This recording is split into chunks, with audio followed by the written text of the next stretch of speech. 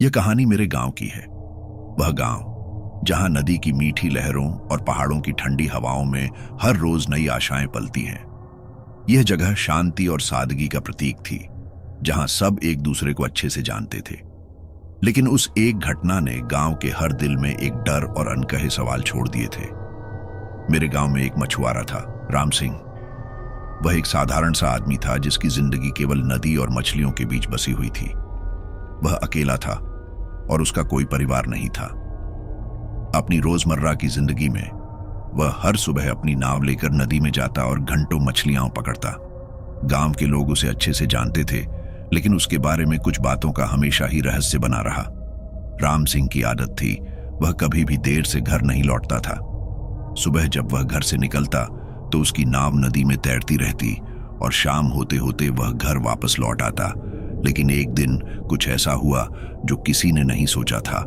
वह दिन और रात गांव की यादों में हमेशा के लिए एक खाली जगह छोड़ गया। जब राम सिंह का कोई पता नहीं चला तो सभी ने सोचा कि वह नदी में डूब गया होगा। लेकिन वह सिर्फ एक संदेह था, क्योंकि वह आदमी ऐसा नहीं था जो अचानक गायब हो जाए। उसने कभी कोई संकेत नहीं छोड़ा था। उसके गायब होने का तरीका भी रहस्यमयी था। गांव में लोग इस घटना के बारे में अलग अलग बातें करने लगे थे।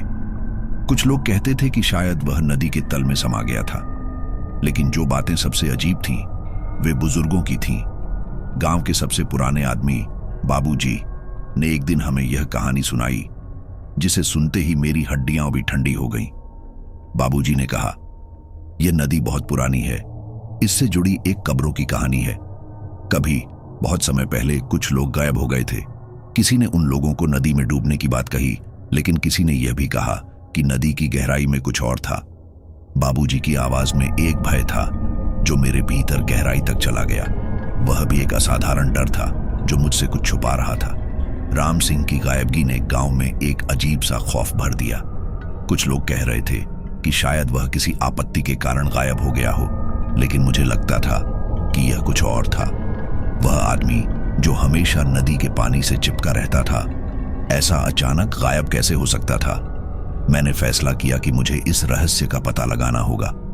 एक दिन मैंने अकेले नदी में जाने का मन बनाया और उसी नाव को, जिसमें राम सिंह की मछलियां तैर रही थीं, ले लिया। मुझे महसूस हो रहा था कि अगर मैं खुद वहां जाऊं तो शायद कुछ और स्पष्ट हो। रात का समय था जब मैं नाव लेकर नदी के भीतर चला गया।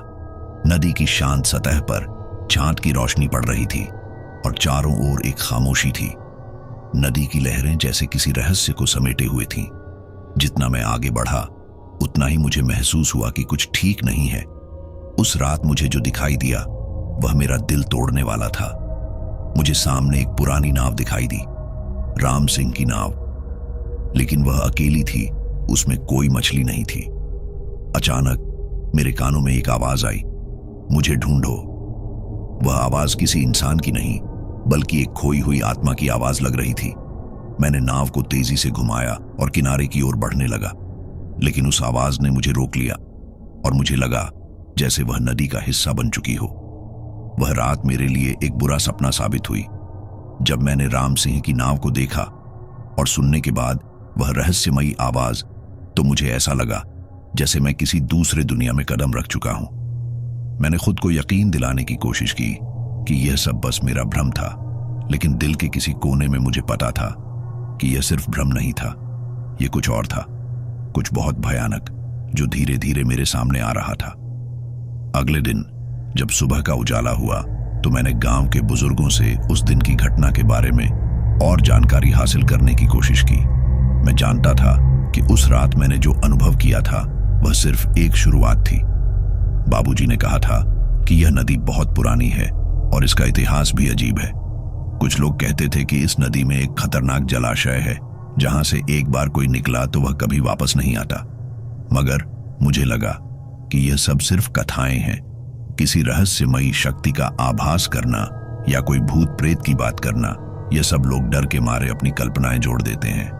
फिर भी कुछ बातों ने मुझे बेचैन कर दिया। मैंने एक दिन फैसला किया कि मुझे इस नदी के बारे में और गहरी जानकारी हासिल करनी होगी। मैं नदी के आसपास के इलाके में और भी लोगों से मिला, गांव के अन्य मछुआरों से बात की। लेकिन कोई भी मुझे कुछ ठोस जानकारी नहीं दे सका। सब यही कहते थे कि यह नदी के पानी का असर है और कभी कभी कोई आदमी उसमें डूब जाता है, लेकिन मुझे लगता था कि यह बात कहीं से भी पूरी तरह सही नहीं थी। राम सिंह जैसे अनुभव और मछलियों के बारे में इतना जानने वाला आदमी बिना किसी चेतावनी के गायब हो सकता है, यह अजीब था। फिर एक दिन मैंने नदी के किनारे के पास रहने वाले एक बुजुर्ग से सुना कि कई साल पहले भी एक मछुआरा गायब हुआ था और वह घटना आज भी गांव वालों के दिलों में ताजा थी। यह वही नदी थी और वही अजीब घटनाएं, गायब लोग जो किसी भी निशान के बिना अचानक लापता हो गए थे। बुजुर्ग ने धीरे से कहा, यह नदी सिर्फ मछलियों का घर नहीं है, यह उन आत्माओं का भी घर है जो कभी वापस नहीं लौटती। मुझे अब यह बात पूरी तरह से समझ में आ रही थी कि राम सिंह का गायब होना महज एक इत्तेफाक नहीं था, कुछ और था जो उसे खींच कर ले गया था, और यही कुछ और मेरे सामने अब आने वाला था। मैंने उसी रात फिर से नदी जाने का निर्णय लिया, लेकिन इस बार मैं अकेला नहीं था। मैंने गांव के एक और मछुआरे श्यामलाल को साथ लिया। वह उम्र में मुझसे बड़ा था और नदी में उसका अनुभव भी बहुत ज्यादा था। मैंने सोचा कि शायद उसकी मदद से हम ज्यादा जान सकेंगे। हम दोनों शाम के समय तैयार हो गए और नाव में सवार होकर नदी की ओर बढ़ गए। जब हम नदी के बीच में पहुंचे तो एक अजीब सी खामोशी थी। चारों ओर केवल पानी की हल्की लहरें ही सुनाई दे रही थीं। श्यामलाल ने कहा, आज रात कुछ अजीब हो रहा है। देखो, ये नदी कभी इतनी शांत नहीं रहती। उसका चेहरा कुछ उदास था, जैसे वह भी किसी डर को महसूस कर रहा हो। हमने उस रास्ते को अपनाया जहां मैंने पहले राम सिंह की नाव देखी थी। जैसे जैसे हम वहां पहुंचे, कुछ अलग महसूस होने लगा। अचानक श्यामलाल की आंखें चौड़ी हो गईं। वह मुझे घबराए हुए तरीके से इशारा करने लगा।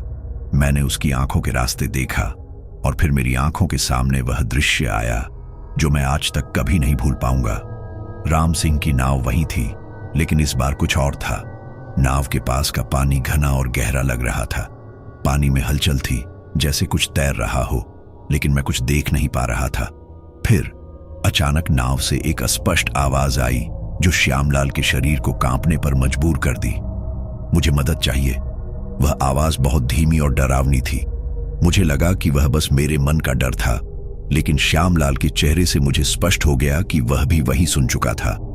हम दोनों नाव से बाहर कूद पड़े और किनारे की ओर भागे। पानी के अंदर हलचल बढ़ने लगी थी। अचानक मुझे महसूस हुआ जैसे कोई मुझे खींच रहा हो। मेरी नजरें और मेरी चेतना दोनों ही मानो उस अंधेरे में गुम हो रही थीं। फिर अचानक एक तेज आवाज आई और मैंने अपनी आंखें बंद कर लीं। जब मैंने आंखें खोली तो मैं किनारे पर खड़ा था। श्यामलाल मुझे घबराए हुए रूप में देख रहा था। तुम ठीक हो? उसने पूछा, लेकिन मुझे याद नहीं था कि हम किनारे तक कैसे पहुंचे थे। मेरी आंखों में अंधेरा था और मेरे कानों में वही आवाज फिर से गूंज रही थी। मुझे लगा कि यह सब एक बुरा सपना था, लेकिन जो मैंने उस रात महसूस किया वह मुझे कभी नहीं छोड़ने वाला था। हम दोनों चुपचाप घर लौटे, लेकिन रात को जब मैंने बिस्तर पर आंखें बंद की तो मुझे लगा कि नदी का पानी मेरे ख्वाबों में तैर रहा था। मुझे यह अब साफ साफ समझ में आ गया था कि कुछ अजीब था जो हमें नदी में खींच रहा था, और यह कुछ ऐसा था जो हमसे छुपा हुआ था। गांव लौटने के बाद मेरा मन बहुत घबराया हुआ था। जिस रात की घटनाओं ने मुझे पूरी तरह से हिला दिया था, उस रात के बाद से मेरी नींद उड़ी हुई थी। लेकिन अब यह सिर्फ मेरे सपनों तक सीमित नहीं था। वह रहस्यमयी आवाज, वह खींचने वाली ताकत और पानी का भयानक हलचल, यह सब अब मेरे लिए केवल कल्पना नहीं रह गया था, वह सच था और मुझे अब इसका सामना करना ही था। अगले कुछ दिनों तक मैं बहुत उलझन में था। मैंने श्यामलाल से एक बार फिर से संपर्क किया, लेकिन वह भी घबराया हुआ था। वह मुझसे कुछ दूर रहने लगा, जैसे उसने भी कोई डर महसूस किया हो। एक दिन जब मैं नदी के किनारे खड़ा था तो मुझे लगा जैसे कोई मुझे देख रहा हो।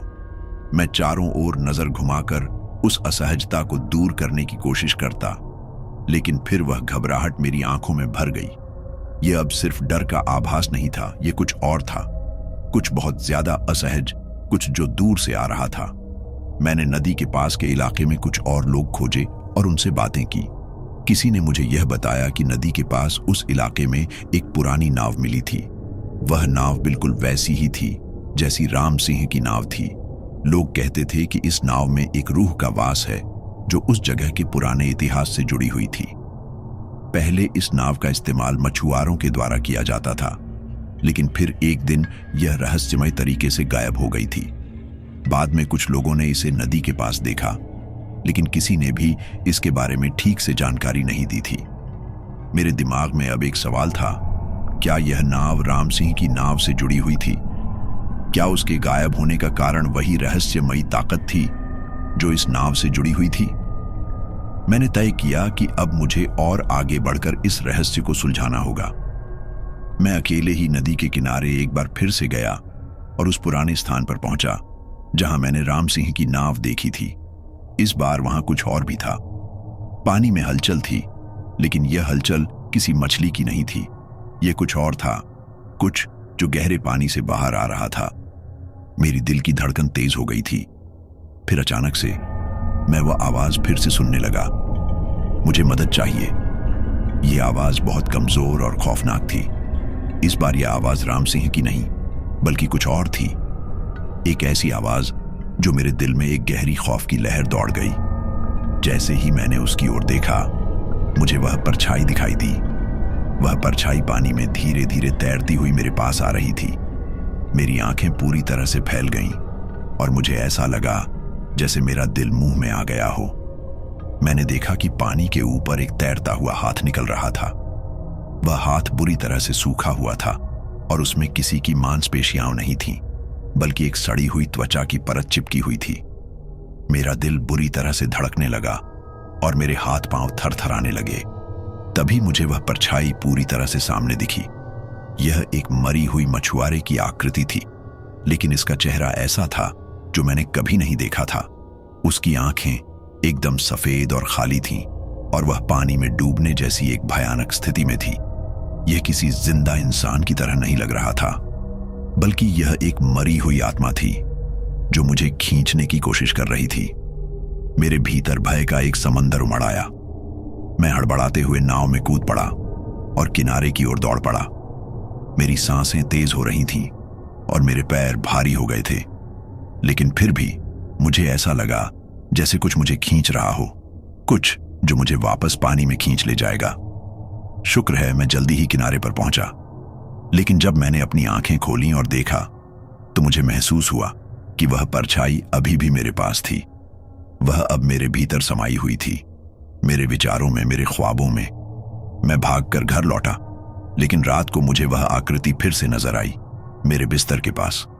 उसकी खाली आंखें मुझे घूर रही थीं। मैंने कांपते हुए अपनी आंखें बंद की और सोने की कोशिश की, लेकिन उस रात मुझे नींद नहीं आई। उसके बाद धीरे धीरे गांव के लोग भी उस नदी की ओर जाने से डरने लगे थे। वे कहते थे कि नदी में जो कुछ भी था वह अब बाहर आ चुका था और अब यह कोई साधारण कहानी नहीं रह गई थी। इसने हमारी जिंदगी में गहरे असर डाल दिए थे। किसी को भी यह नहीं समझ में आ रहा था कि वह क्या था, एक भूत, एक आत्मा या फिर कोई और ताकत। लेकिन एक बात साफ थी, जो भी था वह अब हमारी जिंदगी का हिस्सा बन चुका था। अब मैं इस रहस्य को सुलझाने की ओर बढ़ने के बजाय डर से और भी ज्यादा घिरता जा रहा था। एक अजीब सी शक्ति थी जो हमें अंदर ही अंदर खा रही थी, लेकिन इसका नाम नहीं था।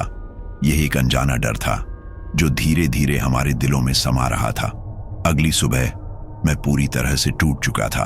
वह रात, वह डर, वह अनुभव, सब कुछ मेरे अंदर गहरे तक समा चुका था। मैं कुछ दिनों के लिए गांव से बाहर जाने की योजना बना रहा था, क्योंकि मुझे लग रहा था कि अब मुझे शांतिपूर्ण जगह की जरूरत है जहां इस भयानक सोच से बाहर निकल सकूं। लेकिन फिर भी मेरी जिंदगी में एक अजीब सा डर फैल चुका था। यह डर अब केवल मेरे दिल में नहीं था, बल्कि मेरे हर कदम के साथ हर जगह घुस चुका था। जैसे मैं जहां भी जाता वह अनदेखी ताकत मेरा पीछा कर रही थी। कुछ दिनों के बाद मैंने गांव के एक बुजुर्ग व्यक्ति से सुनी थी कि उस नदी में कुछ ऐसा हो चुका था जो हम समझ नहीं पाए थे। उस आदमी का कहना था कि यह रहस्यमय घटनाएं सिर्फ मेरे लिए नहीं थीं।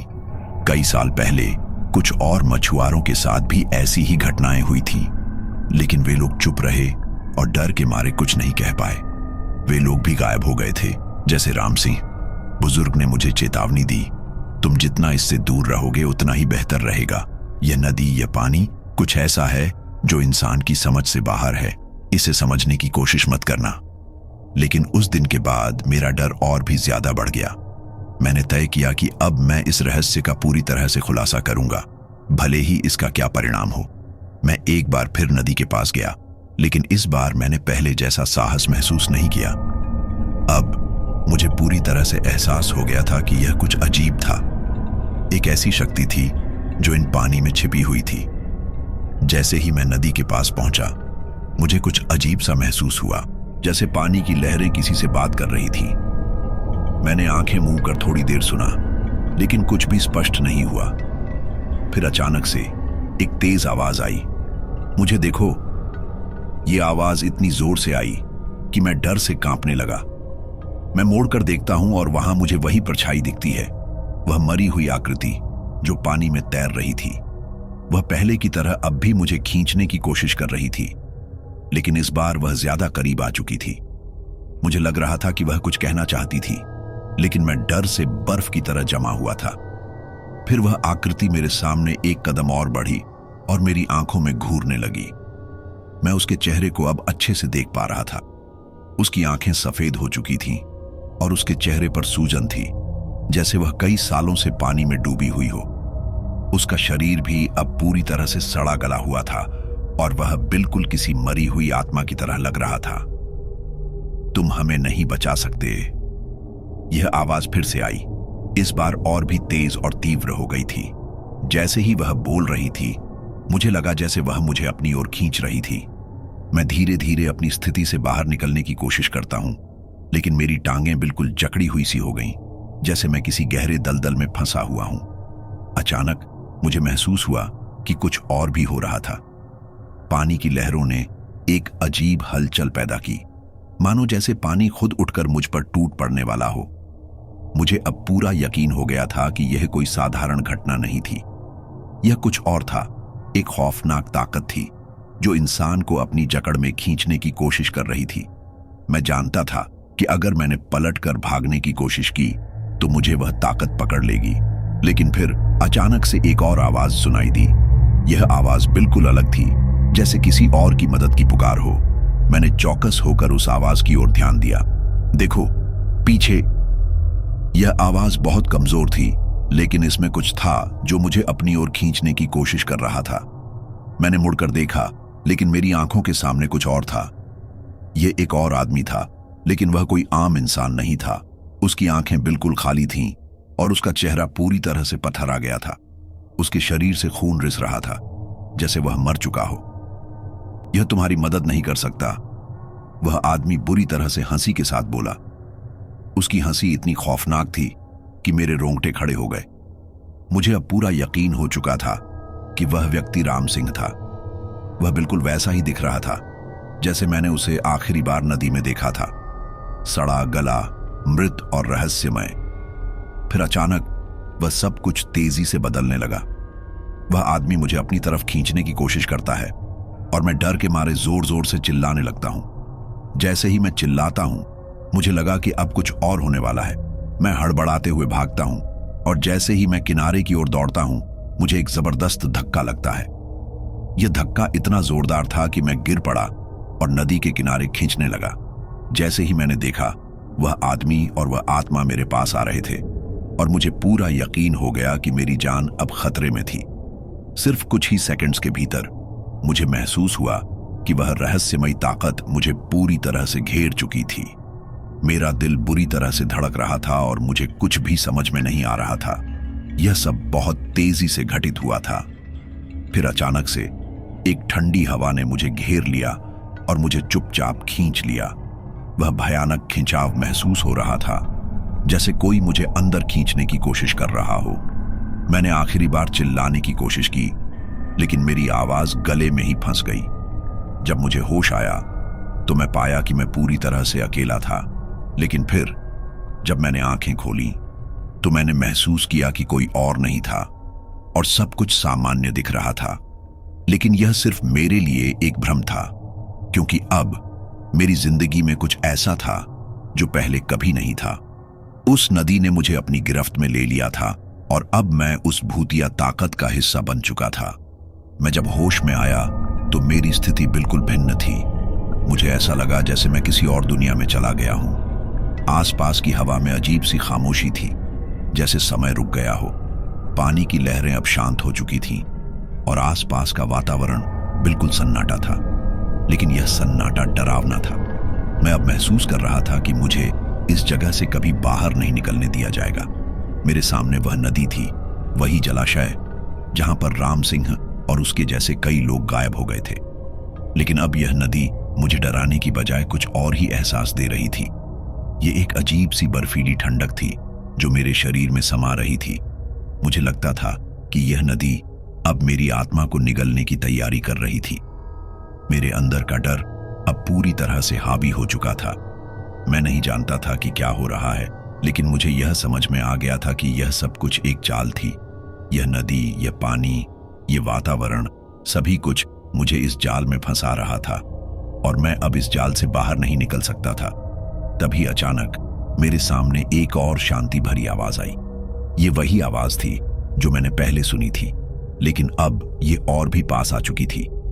तुम अब भाग नहीं सकते। वह आवाज धीमी और ठंडी थी, जैसे किसी भूले हुए मृतक की। मुझे लगा जैसे वह कुछ और कहना चाहती हो, लेकिन मैं पूरी तरह से डर के मारे कांप रहा था। मेरी आंखें घबराहट से फैल गई थीं और दिल की धड़कन अब तेज हो चुकी थी। मैंने फिर एक बार पलटकर देखा और देखा, वह आकृति फिर से सामने थी। यह अब राम सिंह नहीं था, बल्कि एक पूरी भीड़ थी जो पानी में डूबी हुई थी। उनके चेहरे पूरी तरह से सड़े हुए थे, आंखें गोल और सफेद हो चुकी थीं, जैसे उनकी आत्माएं अब पूरी तरह से जलकर राख हो चुकी थीं। यह दृश्य इतना भयानक था कि मेरी आंखों में आंसू आ गए थे। वे सभी मुझे घूर रहे थे, जैसे वे मुझे अपनी दुनिया में खींचना चाहते हो। उनकी आवाज फिर से आई, तुम भी अब हमारे साथ हो, हमसे बच नहीं सकते। और मैं समझ गया कि वे मुझे अब इस नदी के साथ जोड़ने की कोशिश कर रहे थे, जैसे राम सिंह और उसके साथी पहले फंसे थे। अब मैं खुद उस खौफनाक ताकत का हिस्सा बन चुका था जो हमेशा के लिए इस नदी में बसी हुई थी। अचानक सब कुछ बदल गया। नदी के पानी में एक और घमासान शुरू हुआ। वह पानी धीरे धीरे उफान मारने लगा, जैसे कोई विशालकाय ताकत इसके अंदर समाई हो। फिर एक तेज आवाज आई और अचानक पानी की लहरों से एक हाथ बाहर आया। यह हाथ बिल्कुल जीवित था, लेकिन इसका रंग एकदम काला था और उसमें सड़ा गला खून रिस रहा था। मुझे यह हाथ अपनी तरफ खींचते हुए महसूस हुआ। मैंने चिल्लाने की कोशिश की, लेकिन मेरी आवाज बिल्कुल धीमी और घबराई हुई थी। फिर वह हाथ मुंह तक पहुंचने लगा। मैंने घबराकर पीछे हटने की कोशिश की, लेकिन हर बार जैसे मैं पीछे हटता, वह और पास आता। यह सीन बिल्कुल फिल्म जैसी स्थिति में बदल चुका था, जहां कोई भी भागने की कोशिश करता है, लेकिन वह कहीं भी नहीं जा पाता। मेरे पैर अब पूरी तरह से जकड़े हुए थे। मेरी आंखों के सामने वह हाथ मेरी तरफ बढ़ने लगा और जैसे ही वह मेरे पास पहुंचा, मुझे लगा जैसे मेरी आत्मा उस खौफनाक जलाशय में समाने वाली हो। मैं अब पूरी तरह से घबराया हुआ था और मेरी सोच पूरी तरह से बेकाबू हो चुकी थी। लेकिन तभी अचानक मुझे कुछ अजीब सा एहसास हुआ, जैसे मैंने एक तेज लहर के साथ उस हाथ को महसूस किया। मुझे लगा कि अब मेरी आंखों के सामने सब कुछ बदल चुका है। वह नदी, वह पानी, वह भयानक आकृतियां, सब कुछ मुझसे जुड़ने की कोशिश कर रही थी। मैंने डर के मारे आंखें बंद कर ली। मेरी आवाज गले में फंसी हुई थी। फिर अचानक वह सब शांत हो गया। कुछ पल की खामोशी के बाद मुझे एहसास हुआ कि अब कोई भी मेरे पास नहीं था। यह वही खौफनाक नदी थी, लेकिन अब मैंने समझ लिया था कि यह अब मुझे जिंदा नहीं छोड़ेगी। मैंने पलटकर देखा और अचानक देखा कि नदी का पानी अब बिल्कुल सूख चुका था। वह जगह जो कभी बर्फीली और डरावनी थी, अब बिल्कुल सूनी हो गई थी। लेकिन मुझे महसूस हो रहा था कि अब मैं वहां नहीं था। मैं नहीं जानता था कि मुझे कहां ले जाया गया था, लेकिन अब मुझे यह सब समझ में आ गया था कि मैं इस नदी का हिस्सा बन चुका था। अब मुझे एहसास हो चुका था कि कोई भी इस भूतिया ताकत से बच नहीं सकता। यह नदी, यह भूतिया जलाशय अब हमेशा के लिए मेरे साथ रहेगा। जैसे राम सिंह और बाकी मछुआरे कभी इस जलाशय का हिस्सा बन गए थे, वैसे ही मैं भी अब इस जलाशय का हिस्सा बन चुका था। जब मैंने आखिरी बार पानी को देखा तो उसकी लहरों में एक अजीब सा हंसते हुए चेहरा नजर आया। वह अब एक और शिकार के लिए तैयार था। ये नदी, ये जलाशय अब हमेशा के लिए हर किसी को अपनी गिरफ्त में लेने के लिए तैयार था। और फिर मैंने महसूस किया कि मेरी आंखें अब पूरी तरह से बंद हो चुकी थीं।